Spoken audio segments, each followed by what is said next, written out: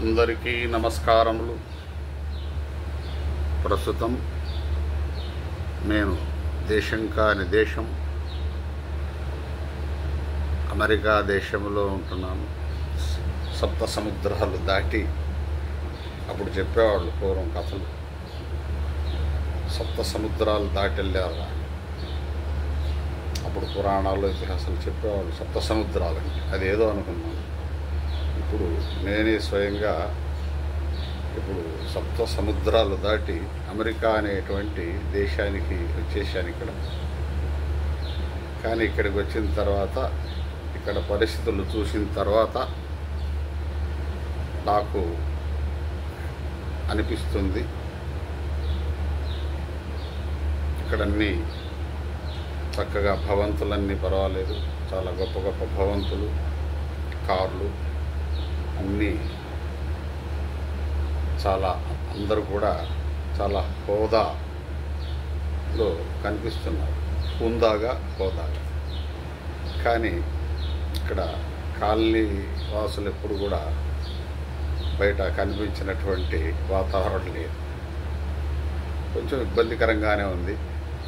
ఇక్కడికి వచ్చిన తర్వాత తెలుస్తుంది మన దేశం అంటే ఏంది, భారతదేశం అంటే ఎంత గొప్ప దేశం, ఎంత సంప్రదాయమైన దేశం, ఎంత సంస్కృతం. అన్ని విషయాల్లోనూ భారతదేశం యొక్క గొప్పతనం ఇప్పుడు నాకు తెలుస్తుంది. మన దేశం అంటే ఎంత గొప్పదిరా. ఇక్కడ పలకరింపులేమి లేవు, చాలా తక్కువ. అక్కడ మన దేశంలో ఒకరినొకరు చక్కగా పలకరించుకుంటాం. పలకరింపు ఎక్కడైతే ఉందో అక్కడ పులకరింపు ఉంటుంది. ఇక్కడ పలకరింపే లేదు. అదేదో సామెతలాగా అంగట్లన్నీ ఉన్నాయి, అల్లుని నోట్లో శనుంది అన్నట్టుగా ఉన్నది ఇక్కడ పరిస్థితి. డబ్బుకేం కొదవలేదు. ఇక మిగతా విషయాల్లోకి వెళ్ళడం కంటే, ఈరోజు అదే గురు పౌర్ణిమ శుభాకాంక్షలు అందరూ కూడా మన దేశం నుంచి నాకు పంపించారు. చాలా సంతోషం. అందరికి కూడా గురు పౌర్ణిమ శుభాకాంక్షలు. గురువు లేనిదే తల్లి తర్వాత గురువే. గురువే జ్ఞానాన్ని ఇస్తాడు. ఈరోజు ఆ గురువు యొక్క ఇది వల్లే ప్రతి ఒక్కరు కూడా ఈరోజు అమెరికాలో నివసిస్తున్నారంటే ఆ విద్యాభ్యాసము, ఆ గురువు చెప్పినటువంటి చదువు వల్లే వాళ్ళు ఉన్నత విద్యలు చదువుకొని వాళ్ళు మంచి ప్రజ్ఞాపాఠాలు చేసుకొని ఈరోజు చక్కగా అమెరికాలో ఈరోజు నివసిస్తున్నారంటే ఆ గురువుల యొక్క చలవ అని చెప్పడానికి దాంట్లో ఎంత మాత్రము. ఇక్కడికి వచ్చిన తర్వాత సమయాన్ని కాలక్షేపం అంటారు కదా, సమయాన్ని ఎలా ఇది చేయాలా అంటే, మామూలుగా నాలాంటి వ్యక్తులు, పెద్దవాళ్ళు, 6 దాటిన వాళ్ళు వచ్చిన తర్వాత కొంచెం సమస్యగానే ఉంటుంది. ఎందుకంటే ఈ పలకరింపులు అనేటువంటివి ఎక్కువగా లేవు. మన దేశం గొప్పతనం, మన దేశం యొక్క ఆదర్శం, మన దేశంలో ఉండేటువంటి ఇది ఇక్కడే ఏ కోశానా కనిపించదు. కానీ తప్పదు, ఇక్కడ పిల్లలు ఉన్నారు కాబట్టి వచ్చాం. వాళ్ళకు మనవంతు సహకారం ఏదో అంటే ఏదో చిన్న పిల్లలు వాళ్ళకి ఏంటంటే, మనం వచ్చామంటే తల్లిదండ్రులు అందరూ అనుకుంటారు ఏదో పనులు చేసేదానికి వచ్చారని. అది తప్పు, అదేం లేదు. పిల్లలకి ఏంటంటే తల్లిదండ్రులు వస్తే వాళ్ళకి ఒక గొప్ప ఆనందం. మా అమ్మ నాన్న వచ్చారు, మేము దూరంగా ఉన్నాం, ఎప్పుడోసారి వాళ్ళు వచ్చి మాతోటి ఉంటే, మా దగ్గర ఉంటే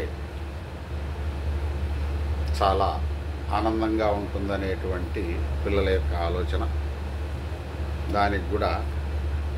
దానికి తోడు మేము రావడం, ఇంత దూరం పిల్లలు ఉన్నారు కాబట్టి ఇంత దూరం వచ్చి ఇక్కడి పరిస్థితులు కూడా తెలుసుకోవాలి కదా. ఎప్పుడు అక్కడుండి అదే చూస్తూ ఉన్నాం. ఇక్కడికి వచ్చిన తర్వాత ఇలా ఉంటుందా అనేది మనకు కూడా కొంచెం అవగతమైంది. వాళ్ళ వల్ల ఇంత దూరం వచ్చాం. అది కూడా సౌభాగ్యమే. భాగ్యమో సౌభాగ్యమా ఏదో అనుకోవాలి, కానీ భాగ్యమే. సరే, ఈరోజు గురు పౌర్ణమి రోజు. ఘంటసాల గారు ఒక గురువు ఆయన. ఎందుకంటే భగవద్గీతని ఆ విధంగా ఆయన అర్జునునికి ఉపదేశించినటువంటి, శ్రీకృష్ణ పరమాత్ముడు ఉపదేశించినటువంటి భగవద్గీతని ఆయన ఆ విధంగా ఆలాపించారు. ఆయన చాలా గొప్ప గురువు. మన తెలుగు వాళ్ళకి ఒక ఘంటసాల గారు చాలా గొప్ప గురువు. ఆయన్ని పురస్కరించుకొని అలా మన గురువులు చాలామంది గొప్ప గురువులు, శంకరాచార్యులు, రామానుజాచార్యులు, మధ్వాచార్యులు, ద్వైతము, అద్వైతము, విశిష్టాద్వైతం, ఈ విధంగా గురువులు. తర్వాత వ్యాసుడు, ఆయన పెద్ద గురువు. వాళ్ళందరికీ కూడా నమస్కారాలు చేస్తూ చక్కగా ఒక పాట పాడాలనిపించింది, పాడి వినిపిస్తున్నాను. పాత పాటలే, మల్లయేంద్ర పాడిన పాటే కాబట్టి పాడిన పాటే. ఘంటసాల గారు పాడిన పాట ఎన్నిసార్లు విన్నా దాంట్లో ఎప్పుడు ఆనందంగానే ఉంటుంది. ఆయన పాట నేను పాడుకుంటూ మీకు వినిపించడంలో నాకు ఒక గొప్ప ఆనందం. ఇదే శాశ్వత ఆనందం, తాత్కాలిక ఆనందం కాదు. ఆ పాట వింటామంటే ఎప్పుడు ఆనందంగానే ఉంటుంది. ఆ పాట వల్ల నేను ఇక్కడికి వచ్చిన తర్వాత ఆ పాట పాడుకుంటూ ఎంతో ఆనందంగా జీవిస్తున్నాను.